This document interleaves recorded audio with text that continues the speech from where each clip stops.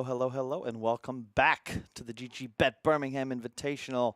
Coming to you in a moment with Game 2 between the Final Tribe and Black Hornets Gaming. TFT taking Game 1 in a relatively easy fashion, just sort of walked down lanes and eventually won that critical team fight. What do you think's got to change in Game 2 for BHG? The draft needs to change for sure. First and foremost, you have to address this really poorly drafted team. Like, you have the Wraith King, you have the Monkey King, you have the Pango. Perhaps pick something easier. Ease of execution, 101. Get a true carry, a true midder that's going to set the pace of the game, the tempo control. And all right, we have something that's more straightforward, at least this time around. You have the Oracle and Troll. It's not your Oracle Death Prophet. Also very surprising that we aren't seeing any Death Prophet whatsoever definitely. today. Like, considering Oracle has been in a couple of these games. That's a good point, because it's also that DP also owns Oracle, because you just hit him with the silence in the back line.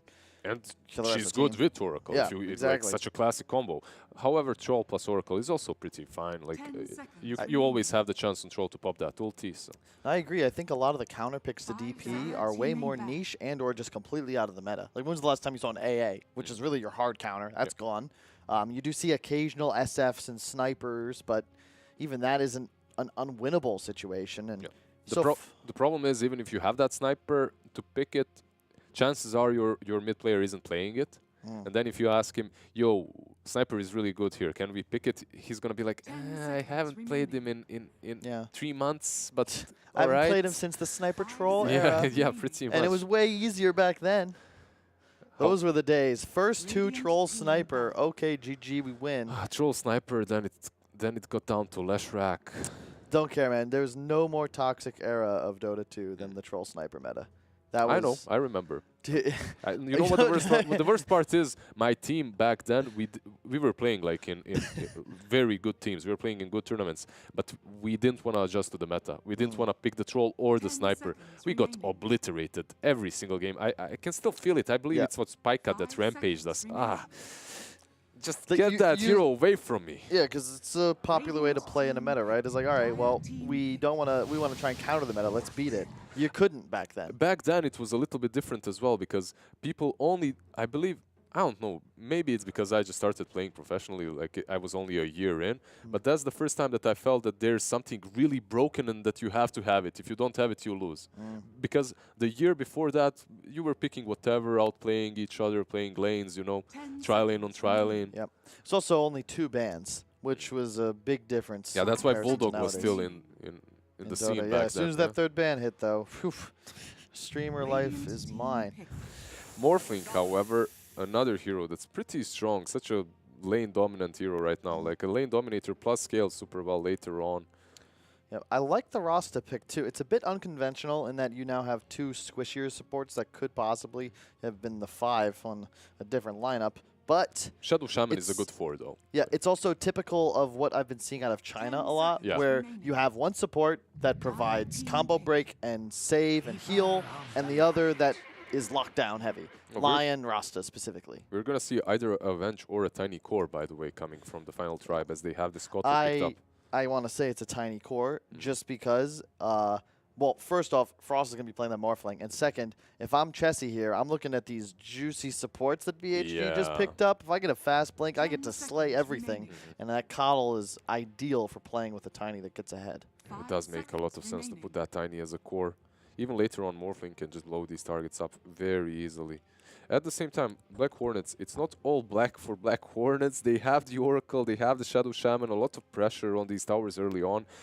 One support, one hero on their lineup that doesn't care about that Illuminate is the Shadow Shaman. You can always take down towers with those wards. They don't really have any good way of dealing with the wards on the side of Final Tribe right now.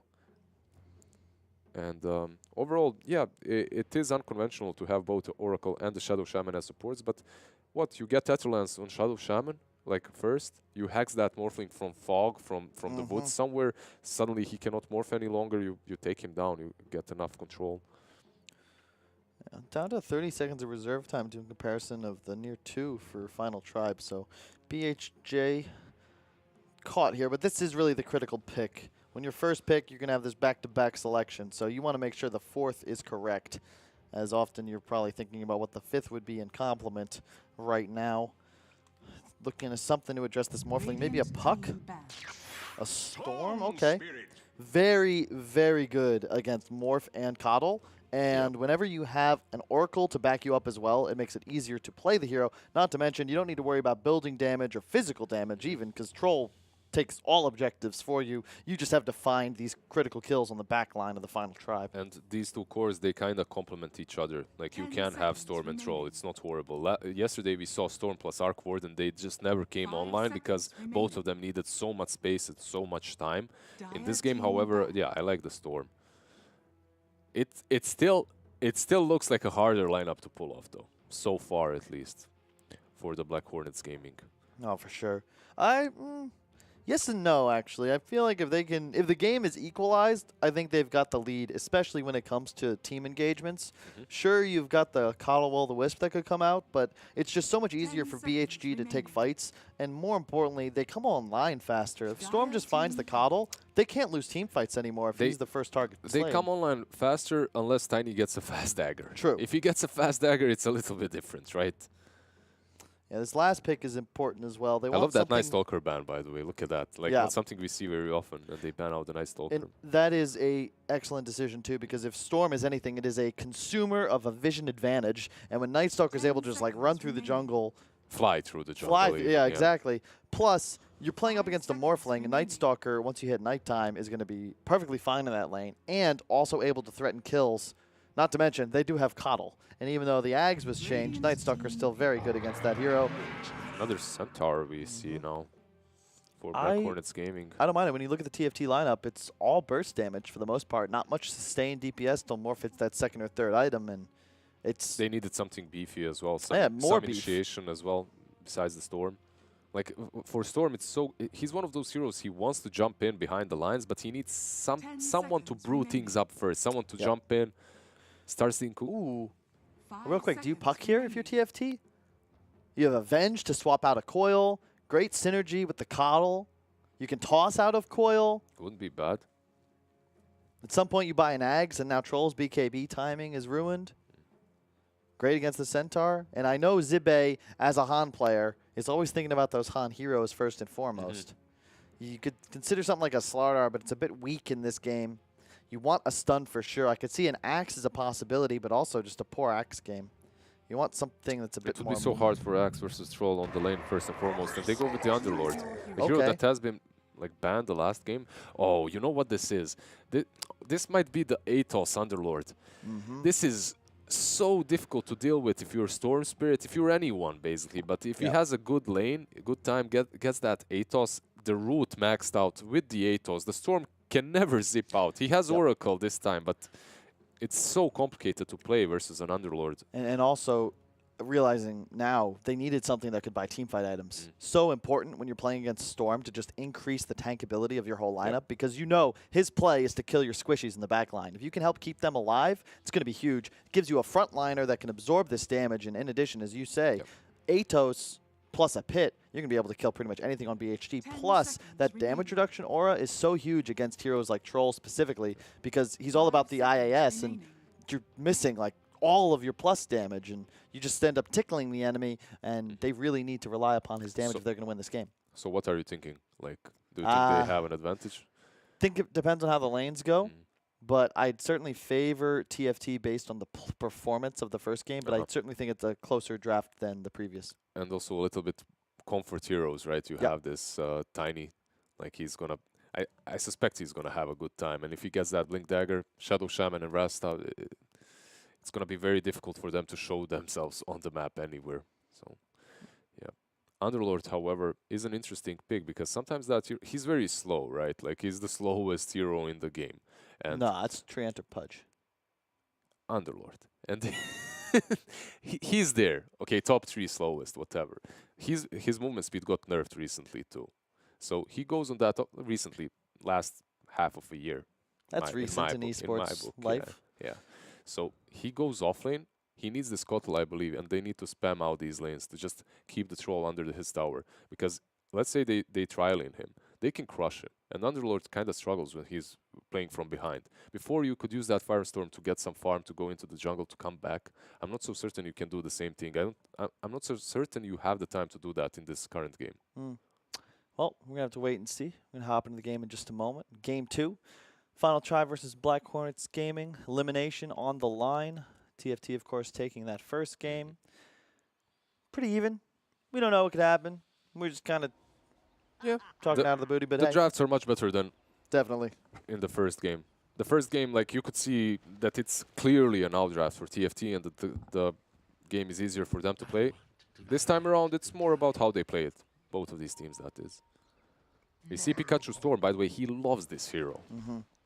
Is he really? That makes sense. I feel like his Monkey King was good, but it's just not the sort of hero I would like to see on these superstar potential mid players. I think it's always better to see them shine on something that can truly win the game by itself. I believe he's one of those casual midders, you know? Yeah. Like TA, Storm, Invoker, whatever, you know? SF, OD. Yeah, exactly. Like casual, and he loves the Storm for sure. I've seen him play it a lot. At the same time, you have someone like a Kodos that's all about cheese. Yeah, it happens. I'm most likely to see a 2-for-2 rune split once again. Tri-lane from TFT camping the top rune. Might be another aggro tri-lane here, actually. And I like that decision, although we'll see. Because Underlord in the safe lane is near impossible to kill, but it is a tough matchup just because Rasta is one of the best heroes at zoning and finding kills on solo heroes, especially in that early laning phase. I mean, you add a Centaur on top of that, too. This is a powerful lineup. The Oracle is still sticking here, so they're going to maybe be looking at getting some quick first blood on the Underlord if he's not careful. Because Oracle didn't show himself yet. It's actually the Morphling bottom lane. He is Morphling certainly going to die if he catches a stun train here. It is going to be the tiny mid as well. I think a matchup that Storm really doesn't mind. Man, Pikachu was playing that so well.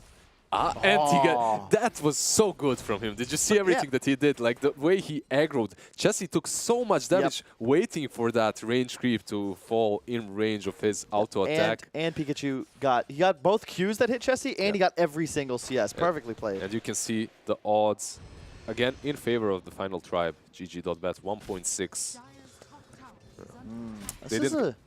I like this decision from BH. I mean, Morphling is weak. If he's weak at any phase of the game, it's this laning stage, and they're applying a ton of pressure. Rasta, though, taking a ton of damage because he caught that stun under the creep wave. I don't think Morphling is way too weak in the laning stage. He used to be. Like, right now, he doesn't really have the weakest point. Like, maybe level 1, he's not great, but versus Rasta. Rasta definitely does hurt quite hard, so it's one of those heroes that you have to worry about, especially when last hitting, he can mess you up.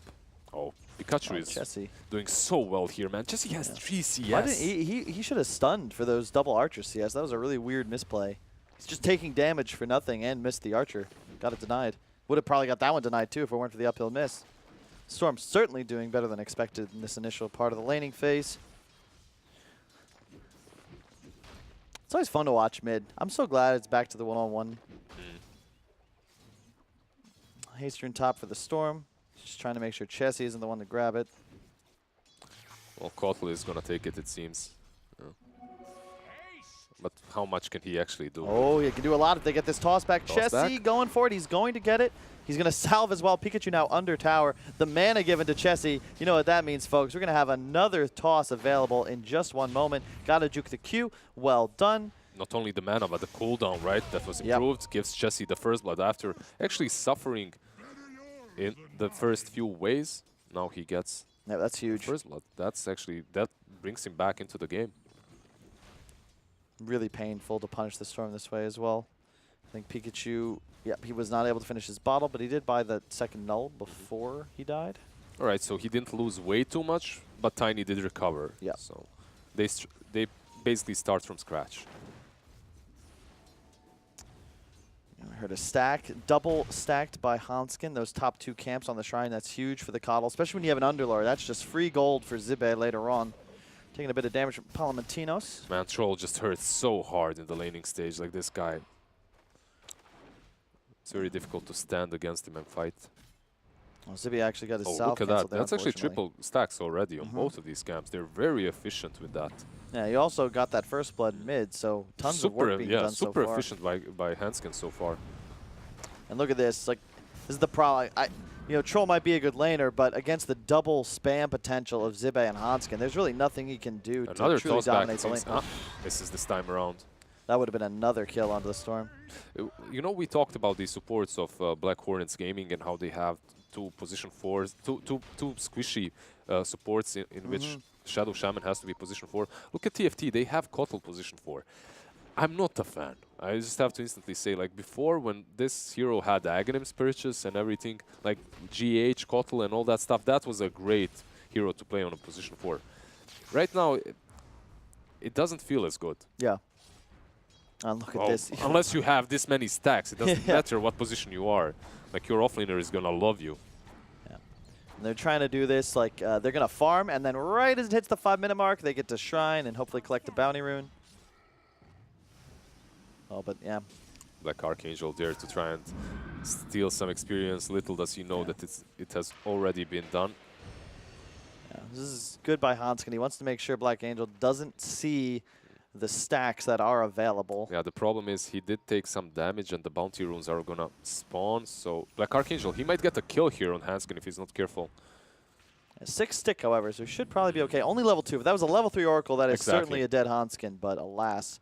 Doing a great job, though, to zone away from the Shrine, which wins a bounty rune for free and also prevents Zibe from getting a free Shrine into hard camp clear. Bottom, they get both runes as well. LOL question mark with 10 denies in the laning phase. An underrated aspect of the roster is that, of course, if you are just a good last hitter, you're always going to be able. You're hitting for about as hard as a Morphling down here, actually harder than Frost. How many support heroes can say that? No, it's like Rasta and who, perhaps Treant, that have this super high base damage. I love this. One of the heroes that I love picking versus a team that's going to creep skip is Rasta. You just go where they are creep skipping and deny away from them. So definitely there was a reason they put this Rasta on the bottom lane, and I believe that high base damage to deny was the thing. Sees the game deal. It's still quite close. Only 1 kill on the board. 1,000 gold lead so far for Black Hornets Gaming. No core truly behind. Everybody slowly developing their own game. Looks like Chessie will bottle a haster, and that's huge for a Tiny. And you can see part of what I like about this Coddle 4 as well is that Hanskin has always been at every top rune. So the stacks, the rune control, that's so big when you're playing around a Tiny and an Underlord. He's ensuring that both of these cores have great starts to their games. He's nerding out, like he's playing like a nerd, right? He has all these seconds timed perfectly. Yeah, he's a tryhard. He's such a tryhard, man. But I mean, it's great. Like, he's as efficient as he can possibly be, and because of that, that Underlord, even though the lane versus the Troll isn't the easiest one, he has some farm. He's doing all right. Speaking of Xib. Yeah, there Just a little bit of poke damage. It's a nice smoke into ward placement as well down bottom, because that was actually underneath a Radiant ward, which means that this will most likely stand the test of time, because you never expect a smoke ward onto your own. Hanskin, though, in a bit of trouble. Palomantino still doing what he can. The nuke is going to come out. Ugh. Yeah. The only issue that I still see with Hanskin, and I'm honestly just interested because I play a lot of Kotl, and I would love to see how he itemizes this game. I suspect he's going to rush a Force after Tranquils, but it's the same thing that you do as a 5. Yep. Bottom lane, Cheshire Cat, he's taking a lot of damage, but he's dealing out a ton as well. Oh my goodness gracious. Retaliate right there with the Rasta too. Oh, you do have Tiny though. Frost, don't you? Oh, that's a haste. Yeah. That's a dead Centaur, most likely. Indeed, that's one. That's a good rotation from Chessie right there. Would have liked to see him maybe come out a bit early, just so he could have saved his ally, but you take those. Could have potentially gotten both kills as well, but they'll take the one on the core. That's just fine.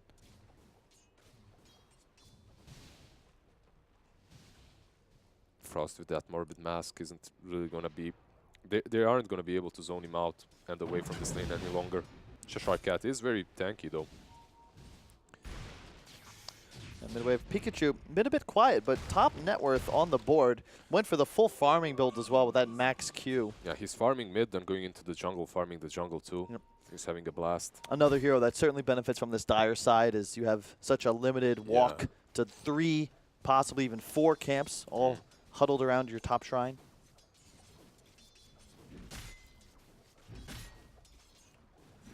Not a whole lot is happening right now as we see Underlord just farming the stacks.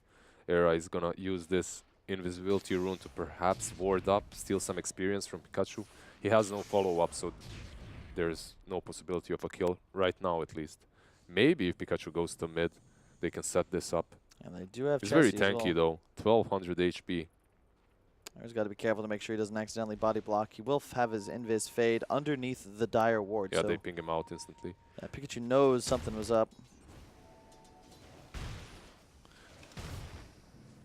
Chessie's continuing to lane mid.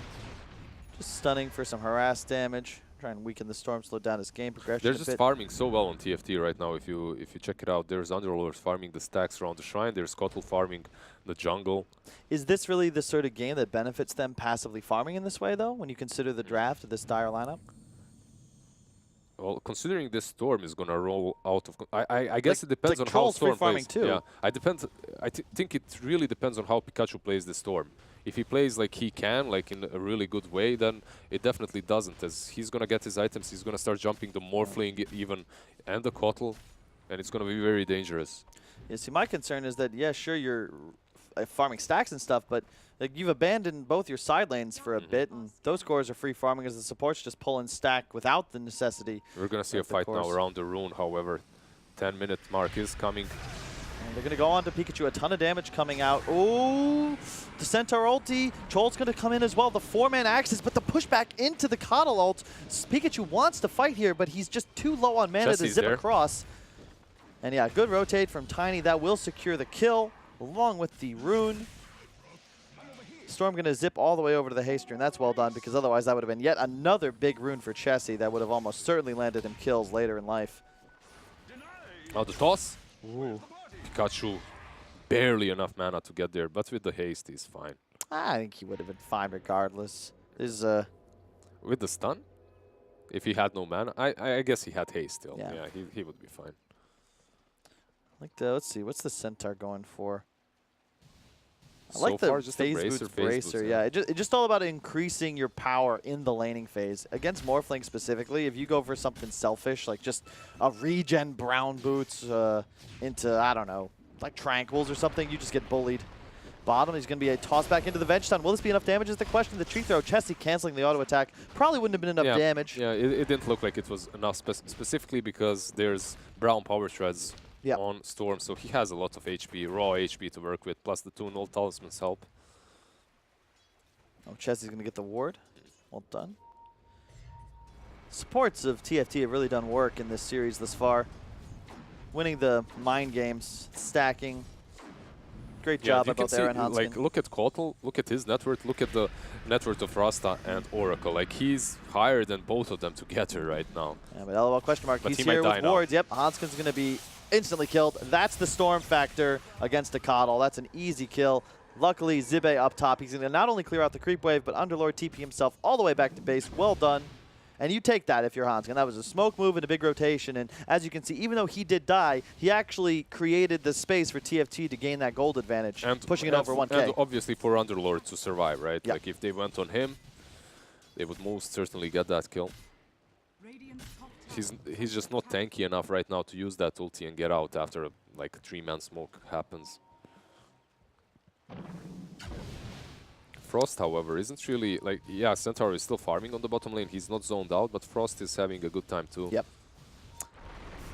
Oh. Oh, is that a blink reveal? Indeed it is. That's the first kill on the Oracle. And now these 2 squishy supports that... You were talking about their net worth just before. They are both fodder for Chessie's Tiny. We were discussing this even during the draft. Core Tiny looks great when you've got 2 heroes that are going to feed to you for the first 20-25 minutes of the game with no assistance required. They've got so much long-range assistance if necessary, plus the Coddle to help out. Swap, stun, no chance to get the ult off. Palamatinos is going to go down immediately, and realistically, that's a free tier 1 and possibly even more. Look at the positioning now of Black Hornets Gaming, how defensively they now look. They've just seeded the map. I think they're lacking damage super hard at the moment. I think they have to make moves on the other side of the map, but even that is hard. If the Tiny is not showing, he can always burst you down. They need to use these Rasta wards somewhere, perhaps on the bottom lane. Why does it feel like every single game it comes down to one team has certain heroes that get like levels and they're just so strong, whereas the other side's just desperate to try and farm enough items to contest? I mean, it's because of the drafts, obviously, right? I mean, I know why you're asking, but it's always like one team drafts properly and they have spells. It's so much easier for them to execute, right? That's the thing. We haven't like seen Rasta wards in this game. He's level 7. Finally, we get them dropped down, but to your point, like they're trying to make a ton of moves, whereas they could have most likely collected free towers by just moving as a unit.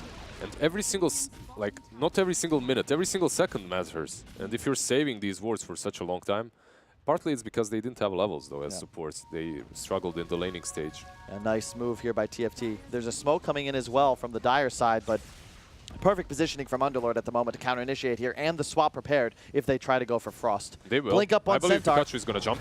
Yep, they're all in. Centaur ulti as well, but the Kala ulti to counter-initiate along with the swap, the toss back onto the Oracle. They're Underlord ulting out, but you don't need to do that. Look at this. They're getting cleaned up. Frost becomes Centaur. He'll land the stun. Storm just got obliterated, and TFT were ready for that one. I don't even think they needed to swap out there. Like, they swapped for the stun, I guess, from the Vengeful, but overall, Cheshire Cat blinks out, saves himself.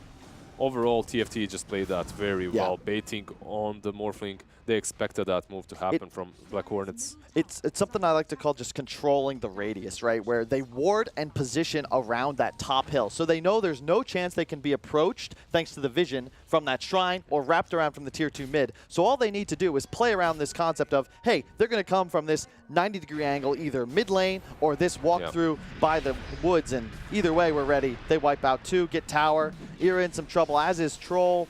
Will he be able to go down is the question. The Q lands on the Tiny, but does pick up Era as a bonus. They're chasing for more, it seems. Rasta is coming in as well. There's Centaur coming too. They want to make a move around this tier 2 on the bottom lane for sure.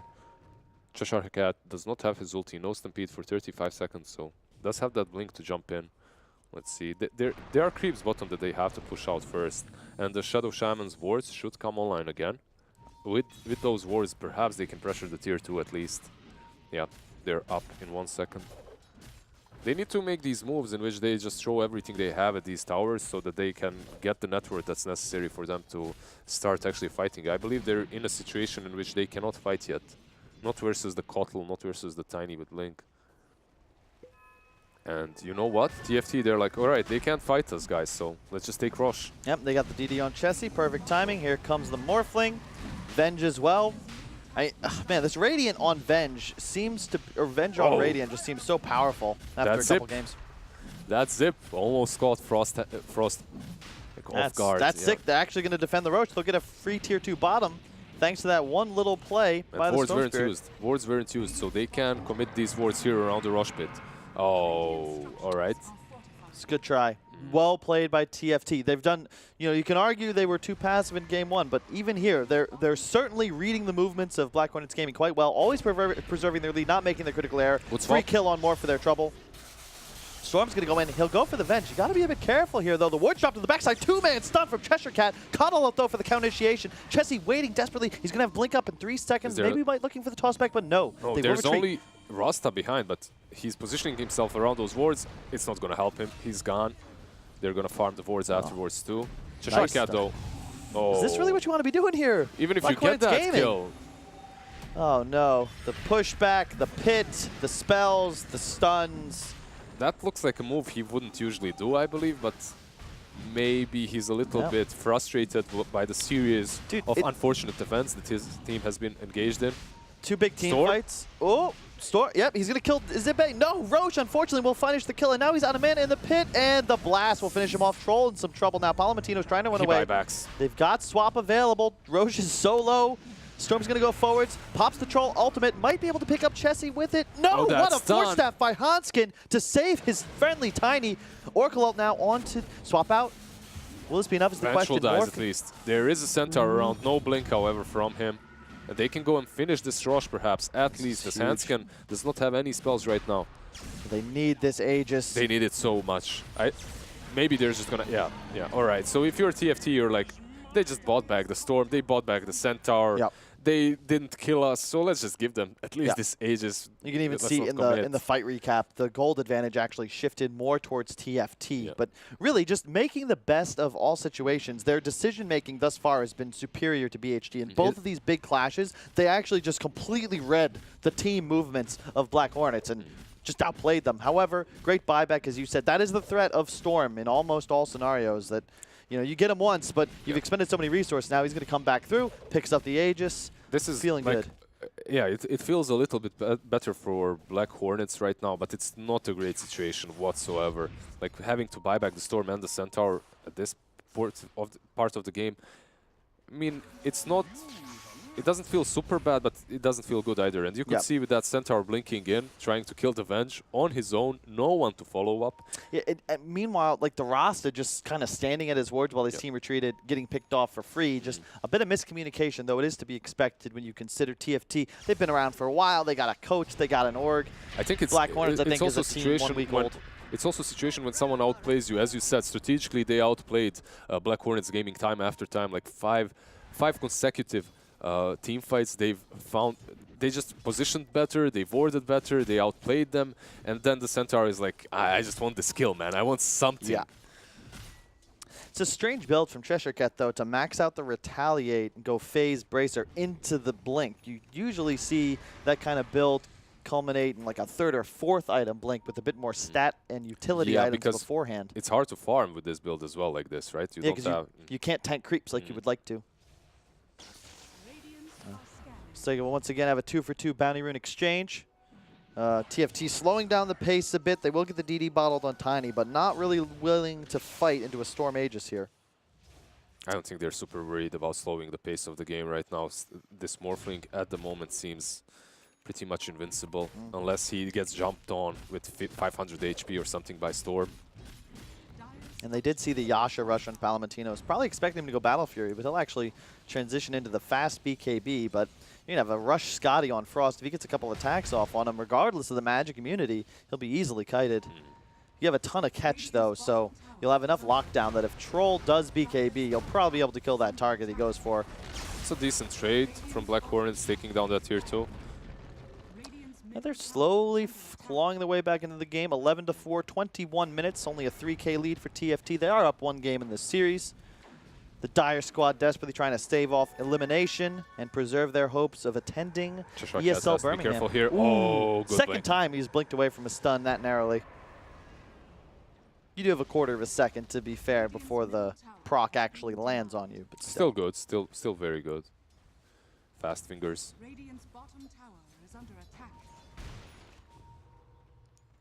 Right, Jesse's going to build a BKB too, as you can see. Yeah. I love the core Tiny when you go this build. I'm always sad when I see anything other than Echo Saber, especially if you go Blink. I think with the Shadow Blade, you have more options, but the amount of damage with the Echo that comes out, especially if you're targeting one of these squishier supports, they're both still dead to just Chessie if he can get vision advantage on them. And that's what I love about these deep wards placed earlier by Era. As soon as this Aegis fades, they can look to get a bit more aggressive, and if Chessie starts the fight, taking out either the 4 or the 5 of this Dire side. I like Kotal's Glimmer Cape too.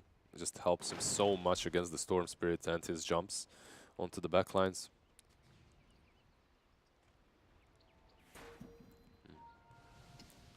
Finally moving into first position on the net worth chart. Indeed. Yeah, and with the Scuddy, I believe they're gonna, as soon as the Aegis drops, as you said, they're gonna try and search for a fight. However, Black Hornets, they know Aegis is running out, and they do a 4-man smoke. Did they finish the Bloodstone on Storm before this engagement? I do hope so. I don't think that was possible, was it? Like, he was far away. Oh, well, they have the BKB, though, on Troll. That's big. And, yep, there he is. He's going to find the Coddle. They do have a Glimmer Cape. A detection comes down the force away, however. Hanskin's running all the way to an active shrine. If Eric gets the swap off here, this could be a huge turnaround. But, no, they are not going to look to fight this and instead back away. The Hex is there.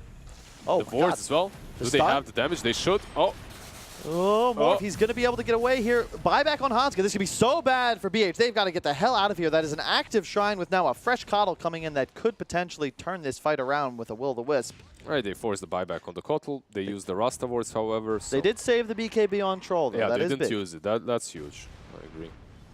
Look at the wards, however, on the side of BH. 5 currently placed, none of which are on the enemy side of the river, save that one, which was just taken out by a timely D ward by Era. That's one on the bottom lane, but that's pretty much, that's more Dyer's like than it is Radiant's, to be Especially honest, with Roche as an objective pretty soon. Like that is, that's not an area of the map Radiant ever plans Look on at this going ward to. that he just planted on the top cliff. That's just so defensive. So weird to see at this part of the game. I guess they expected some push around the top tier 3 or something. That's why they planted it. It makes sense, to be fair, when you consider that Chessie, you know, is going to be beelining for your back line. You don't want to be in a position where you just chain feed, desperately trying to get vision up. Yep. I love it. And again, the utility items on Coddle, you can see the Glimmer Force there. If they were more willing to take that fight, perhaps if the Aegis had faded, that could have gone so well for TFT, but they lose just the one. Shadow Shaman, there's a tiny on you. Who's he going to find the kill? The toss, the echo, the tree throw. Not quite enough. He might go for the TP. Zibe, he's going to pit. They got him. Got him. And on the mid lane, Frost is posturing himself very aggressively, but yeah, there's nothing they can do about it. 2k HP right now. With that Skadi, so much armor too. How do you exactly kill him? Arcane Rune has been popped. He's gonna beeline onto the Vengeful. Alright. Oh, Frost misses the stun, unfortunately. Venge still has the illusion up. Zibe is going to come in, porting actually to the creep wave ahead. But yes, a nice cancel there. But Storm actually going to get tossed back. Will be Centaur ulted and get away scot-free. Had the Centaur of Frost been available with the stun, it could have been a possibility, but he had already used it, unfortunately. Maybe there, if Underlord didn't cancel it, maybe they could continue the pursuit on the Storm. Maybe they could have caught him, but yeah. With the Arcane Rune, it was very unlikely. And Storm is starting to get a little scary, though. The Kaya's already up. Bloodstone soon to be completed. Yeah, he's got the gold. In the side shop, he's going to finish it. So he's got the Bloodstone, but is this enough from a Storm at this part of the game, 25 minutes in? Not quite, but it's that next item where he starts getting scary. If he can finish up an Orchid, all of a sudden he just needs dust, and Hanskin's going to feed to him. No problemo. And look at the lines drawn all over the map by Archangel, trying to tell this team where he wants them to start playing. LOL question mark in a bit. I think this is basically the time for TFT to start pushing in. They have the mech on the Underlord. You also have Crimson Guard completed on him. You are just way too tanky for Black Hornet Gaming to deal with you. Yeah. The ward on the high hill will protect the troll. Might tank this blast to the face, but they'll be all right. Finishes up the defusal as well. An interesting choice, but it will allow him to stay on targets like Tiny and Underlord far more effectively. And also, they do have low mana pools, but hey, we go. We have a fight. The pit goes down, as does the Coddle ulti. Storm in a bit of trouble. Morphling going to zip forwards. Will they be able to take on the Storm? Question. No. Oracle ulted. Now a ward trap onto Frost as well, with no waveform available. The troll's going to pop the ultimate on top of the BKB. Just beating on top of this Morphling. The defusal just crushing him. He's dead for sure. Now Pikachu, after a little bit of the shrine, will it be enough actually? Wow, the Glimmer, he's still alive because he turned into the Centaur. They've got to kill 2 heroes, and they do manage to pick it up. Zippe going to try and get his team out of dodge. Chessie with a huge combo. They're going to cancel the ultimate as expected. Continue to pursue. Oracle doing his best to keep a Centaur alive with that magic immunity, but it's not going to be enough. The hero's just not quite tanky. Chessie, godlike with the double kill. TFT. It's a 4-on-2 engagement there, basically, if you rule out Hanskin, and they're still all running away because they wasted everything they had to take down the Morphling. Yeah, it's such a dumb... I'm like, oh, he's dead. Nope, just turned into Centaur, who doesn't share an HP pool and is still very, very tanky. It was interesting how Storm survived too. Like, they wasted so much into him, but he managed to get ulted by Oracle, used the Shrine too, went back in. The way he died afterwards was a little bit maybe undisciplined by him, just zipping in like that. He had got the kill before, so he didn't have to go so aggressively afterwards. Still though, I think Black Hornets Gaming, they are showing signs of life. That wasn't too bad for them whatsoever, considering how many times that Storm got rooted, him surviving that first. And probably part of the really reason, great. if you think about it, if he goes Orchid here, right, now that the Coddle's so farmed, who's he really going to be able to kill with Orchid? Bloodstone Kaya, he's actually so tanky, he's got such a large HP pool that he's able to live in time for the Oracle to be able to save him. So like the decision. And I wonder if he used Bloodstone that last time, however. Maybe that's one of the reasons why he survived. With the false promise, with the Bloodstone, with the Shrine, because he took so much damage. And keep in mind, this is a a Storm and a Troll against a tiny core. And we saw all the way back at TI, Sumail with 30, 35 kills. It doesn't matter. You're a tiny, you will fall off. Into the pit they go. Underlord's Q, of course, no longer functioning on Roche, but that Venge W does. They're doing heavy damage. Storm going to zip forwards. Nice job not to sit in the pit, or he would have certainly got rooted and possibly killed. Greaves popped by Zippe already. The Crimson is available. They drop wards inside the pit. Chessie going on the backside. Storm in some trouble. He's going to catch the Venge stun. He's just dead. Gone.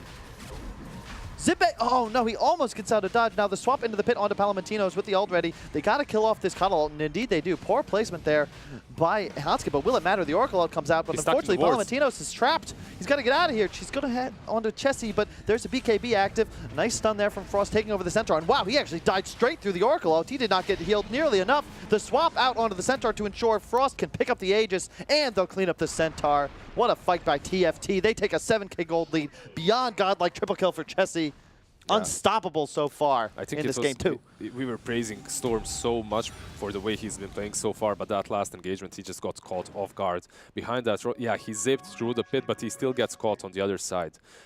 Partly because they just wanted to get in so much, they didn't really see how low Roche was or wasn't. So they overcommitted there. He got stunned by the Vengeful, got rooted. That's the sort of fight that breaks open a game. And ooh, Chessie guessed right, but just a bit too short on the stun.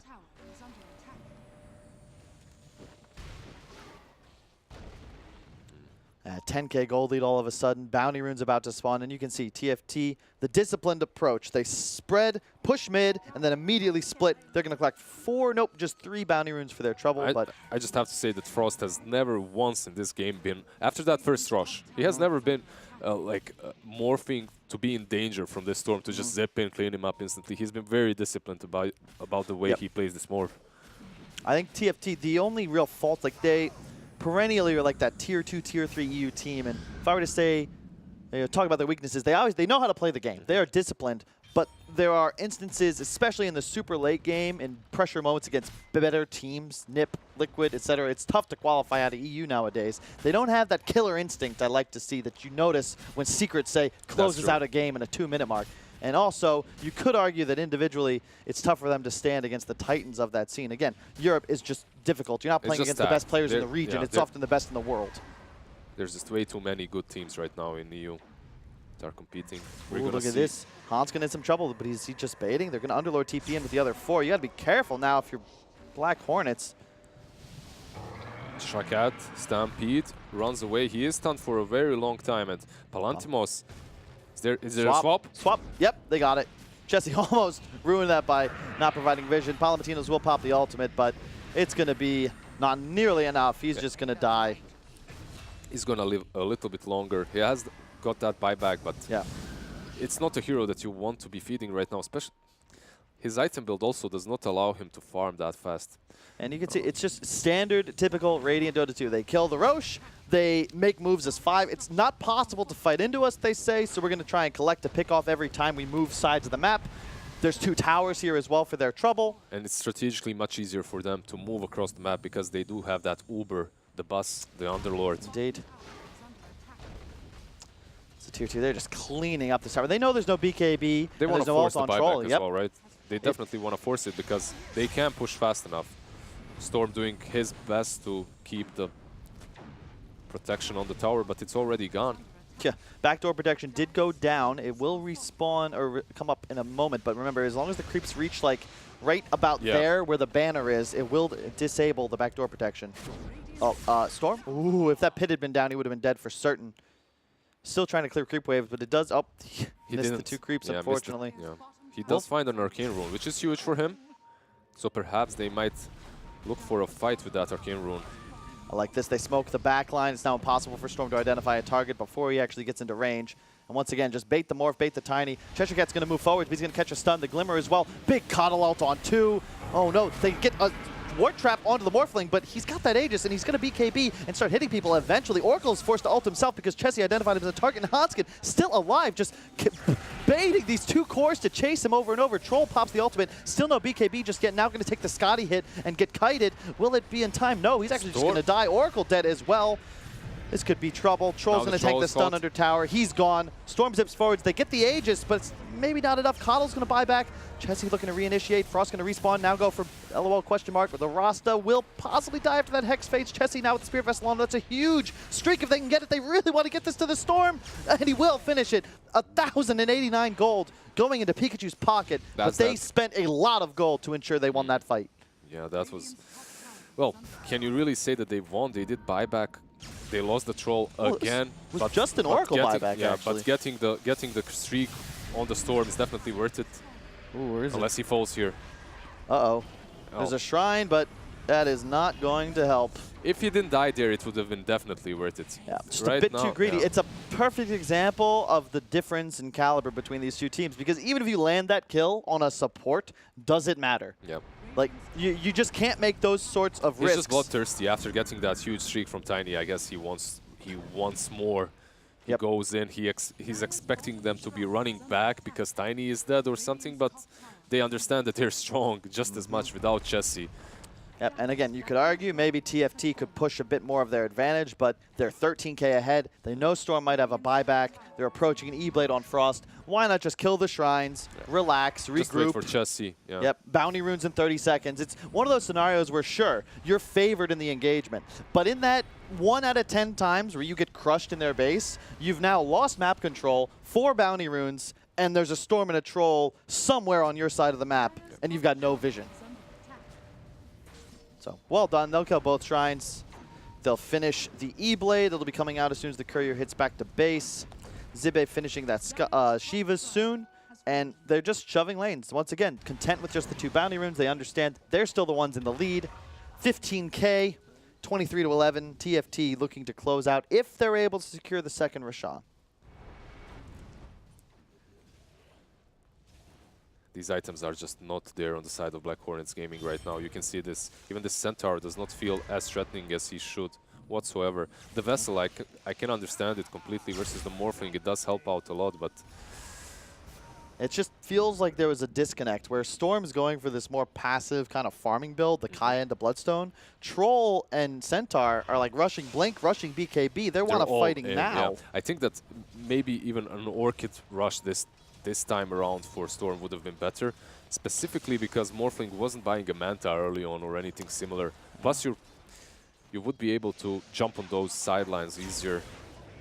I actually think it's the Centaur that should have switched it up to more of a farm-heavy build. I don't believe he should be this low on net worth. And oh, Pikachu gets the swap, but the pit, unfortunately, a bit up, so was not able to land. And oh, that's a tier 3 dead already. TFT just casually, it seems, taking whatever structures they desire with no risk whatsoever. And that's an AC on Tiny. Yeah. Good God. Storm is trying to creep skip for as long as possible. Yeah, but they've got catapults up. They don't give a damn about that magic damage. Frost's going to take out this range Rax, no problem. And Oracle, you can see he's got a position a bit better. That last fight, he was just completely negated by Chessie, who I can't imagine will have any other targets this time. There are the boards.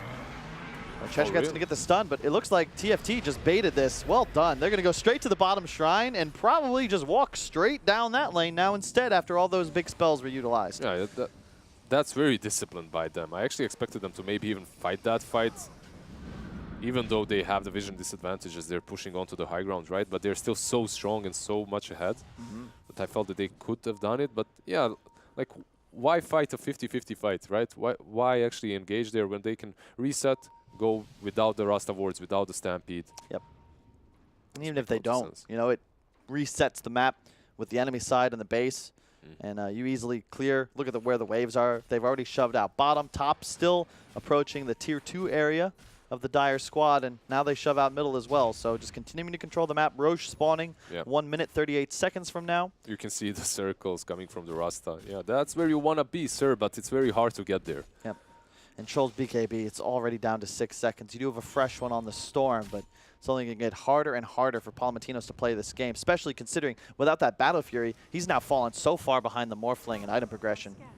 They're smoking right out. That's a Chessie with an AC, though. Is that really the play you want to go for? There's They pop the BKB on Storm. The Cuddle down as well. They're doing so much damage to him, but he's got a haste rune in addition to the BKB. Cholo gets popped, but that's Frost. That is not the target you want to go for, and Chessie's going to go right back in. The Rasta is getting wrecked if he catches that Shivas. No! The Magic community just in time, but Frost now going for the Oracle. Both supports just zoned out of the fight. Hanskin in some trouble, though. He's got a Hex out of nowhere. He's going to use that in the Storm in just a second, perhaps.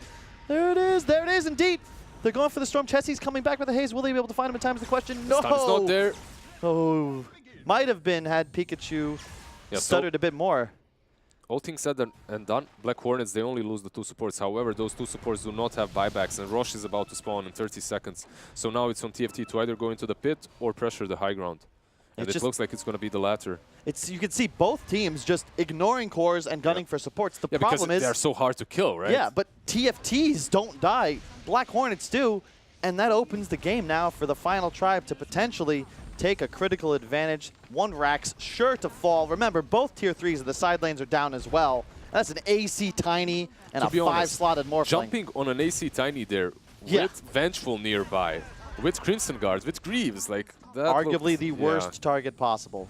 They could have assumed he was alone, but once again, TFT, the discipline. They're showing 1 or 2 heroes, the other 3 waiting in the wings. That damage. They are looking to clean up Mega Seer. Wards are dropped. Troll's going to BKB immediately, but that's the Morphling. That is, again, not really a target you can go for. In Zibe, they've already cleaned up 2.5 racks. They just get out. You could maybe win that fight, but why bother? Is this look at it. Too disciplined? Is this too disciplined, or is this just perfect? I mean, yeah, you go for Aegis. That's true.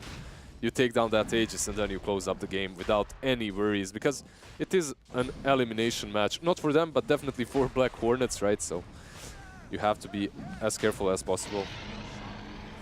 Refresher Shard now as well on Hanskin picked up. Yeah, it has been nerfed. It doesn't work the same way it did before. They tick basically at the same time no matter when you cast them, but it covers a bigger radius, so it's still good.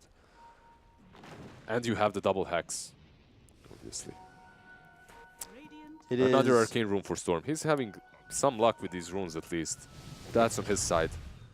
It is not quite over, but it is close. One last engagement here, perhaps, for BH. They're going to go in, but the Coddle ult, the Hex. Are they really going to be able to kill Era? The 5 position still feels like just too tanky of a target to take out quickly. He will finally go down, but they've already lost the Rasta. Palamatino's in trouble. The Storm is hexed. Will he be able to survive is the question. That was a Refresher Shard Coddle, by the way. Storm is dead. Oh, nice BKB from Frost. GG. And that's going to be it. In convincing style, the final tribe are going to 2-0 Black Hornets Gaming. They'll advance to the decider match of Group B tomorrow. Black Hornets back to the drawing board. A new roster with a bit of potential, but unfortunately their run here in the Birmingham Invitational, brought to you by GG.BET, has ended. They had a good run. It wasn't that bad considering they're a new stack TFT. However, they had a really good major run, and I expected them to do even better straight off the bat, like right here as they came. Like, it's surprising that they're even in the lower brackets, and like these 2 games show. I don't know if Black Hornets are just not on the same skill level, but they just got outplayed 2 games straight. It's not only that they outplayed them in the laning stage and afterwards, it's the way they drafted. I think that was very significant. A big part of their victory here was 2 very stable drafts that have a clear-cut strategy behind them, while the Black Hornets Gaming, like, they're basically picking heroes that they're good with, that maybe are their comfort zone, but not necessarily, they don't necessarily synergize very well together. And they, even if they do synergize, they don't itemize to synergize at the same time. So they never really hit that power spike at which they should fight. And in addition, it just feels like, as far as map movements, the way both teams are playing as a unit, TFT is just miles 2 levels, above. 3 levels ahead. It didn't feel like they made a single mistake as a group, and every team fight, every move Black Hornets tried to make was read perfectly and often backfired and really just made it look easy. So we could see just before on the graphic, the final tribe, they will advance to play Gambit tomorrow in the, Empire tomorrow in the second decider match. The first one is Alliance 1 against Pango. And actually, here we go. Perfect. All but Gold and Pango are going to play it, right? Yeah. Na'Vi, of course, being eliminated. A disappointing result for them. Possible that we'll see even more roster changes for that storied organization. It's going to be very interesting to see All but Gold and Pango. Is Pango going to be able to match up against them? Because they're on fire right now. Pango, however, has been together for a bit longer, maybe 3-4 months longer. so they're a little bit more experienced, but they made some roster changes. While Old But Gold, they're still riding that initial high. You know, when you just form and you have a good couple of results, you feel so good about your team. So, yeah, hey, if there's anything we've learned so far in the GG.BET Birmingham Invitational, it's that anything can happen. This is some CISEU Dota. Only one team advancing to the LAN. That's it for day 3. We're going to come back tomorrow with the decider matches for Group A and B. Same time as we were here today. I hope you'll have a great night. Thanks for tuning in. See you tomorrow. cheers.